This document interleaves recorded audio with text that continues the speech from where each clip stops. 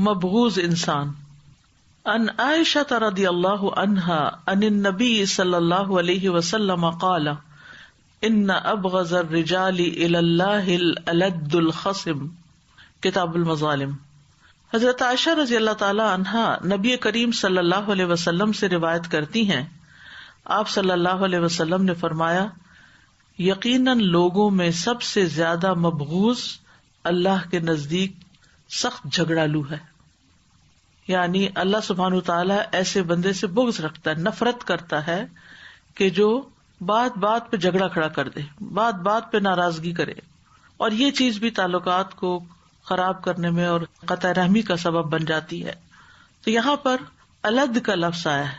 الد سخت جھگڑالو آدمی کو کہتے ہیں، اور الد کا لفظ جو ہے لدید الوادی سے ہے، وادی کے دو کناروں کو کہتے ہیں، کیونکہ جب بھی جھگڑالو شخص کے خلاف کوئی دلیل پیش کی جاتی ہے کہ تم یہ غلط کام کر رہے ہو، تو وہ دوسری طرف سے شروع کر لیتا ہے، وہ بات بدل کے کچھ اور سے اور کر لیتا ہے، یعنی اپنی غلطی مانتا ہی نہیں، جھگڑا ختم کرنے کا نام ہی نہیں لیتا.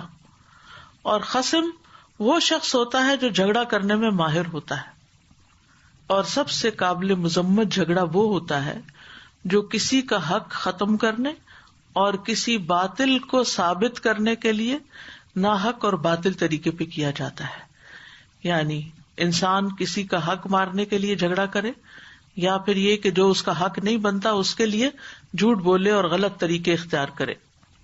محلب کہتے ہیں کہ جب جھگڑا انسانوں کے حق تلفی کرنے اور ان کو صحیح سمت سے ٹیڑھا کرنے اور حقداروں سے ٹال مٹول کرنے اور مستحق لوگوں پر ظلم کرنے پر آمادہ کرتا ہے، تو ایسا کرنے والا اللہ کے غضب اور دردناک عذاب کا مستحق ٹھہرتا ہے. اور جھگڑے کی وجہ سے اللہ سبحانہ تعالیٰ بندے سے ناراض ہو جاتے ہیں. یعنی جو شخص جھگڑوں میں ماہر ہوتا ہے، یا اس کو اپنی بڑی کوالٹی سمجھتا ہے، یا ہر بات کا بتنگڑ بنا لیتا ہے، رسول اللہ صلی اللہ علیہ وسلم نے فرمایا، جس شخص نے اللہ کی حدود میں سے کسی حد کو روکنے کی سفارش کی تو تحقیق اس نے اللہ کی مخالفت کی، اور جس نے جانتے بوجھتے باطل کی حمایت میں جھگڑا کیا، یعنی کسی ناحق کو کچھ دلوانے کے لیے جھگڑا کیا، تو وہ اللہ کی ناراضگی میں رہے گا حتیٰ کہ اس سے باز آ جائے. تو بعض اوقات ایسا ہوتا ہے کہ ہم عام گھروں میں جو جھگڑے وغیرہ ہوتے ہیں اس میں بھی، اور بعض اوقات ایک پیشے کے طور پر جیسے کوئی وکیل ہوتا ہے تو وہ جاننے کے باوجود کہ ایک شخص مجرم ہے اس کی وکالت شروع کر دیتا اور اس کے ناحق کو حق ثابت کرنے لگتا ہے.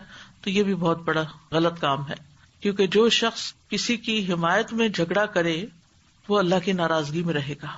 انسان کو مجرموں کا ساتھ کسی صورت میں دینا ہی نہیں چاہیے اور اس سے بچنا چاہیے، ورنہ جتنی بات وہ کرے گا وہ جھوٹ ہوگی، اور پھر بات کو مزید جھوٹ ملا کے اس میں اس کو وزن دے گا، کیونکہ ناحق بات میں یا باطل میں تو کوئی وزن ہے ہی نہیں، باطل تو ہلکا ہے، وزن تو حق کا ہوتا ہے.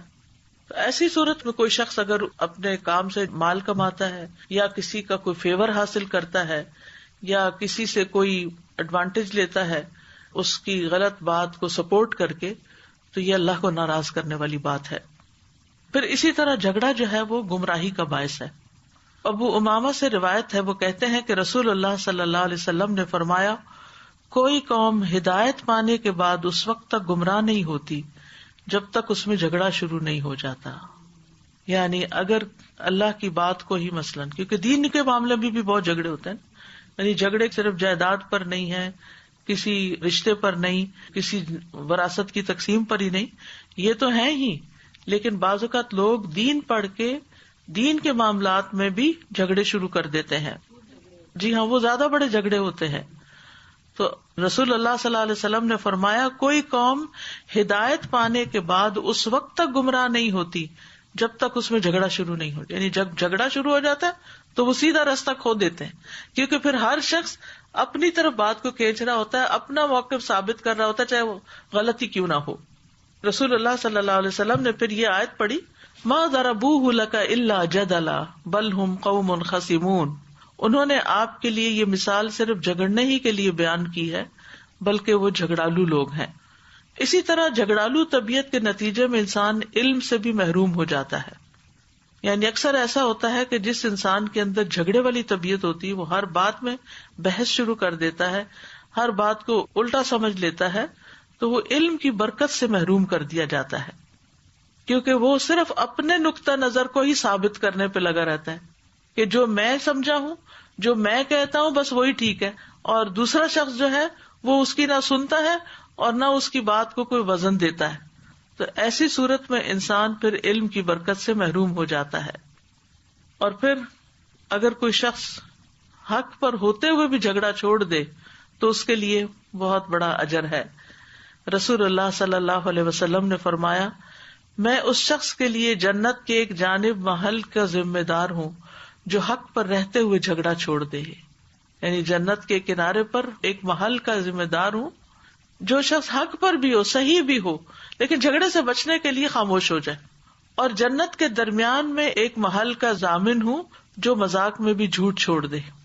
اور جنت کی اعلیٰ منازل میں ایک محل کا ذمہ دار ہوں اس شخص کے لیے جو اپنے اخلاق کو عمدہ بنا لے. تو مختلف جو اعمال ہیں ان کی جزا بھی اسی طرح مختلف ہے، اور سب سے اعلیٰ درجہ اس کا ہے جس کا اخلاق سب سے اچھا ہے. تو ظاہر ہے کہ جس شخص کے اندر جھگڑے کی عادت ہو اس کا اخلاق تو اچھا کبھی نہیں ہو سکتا.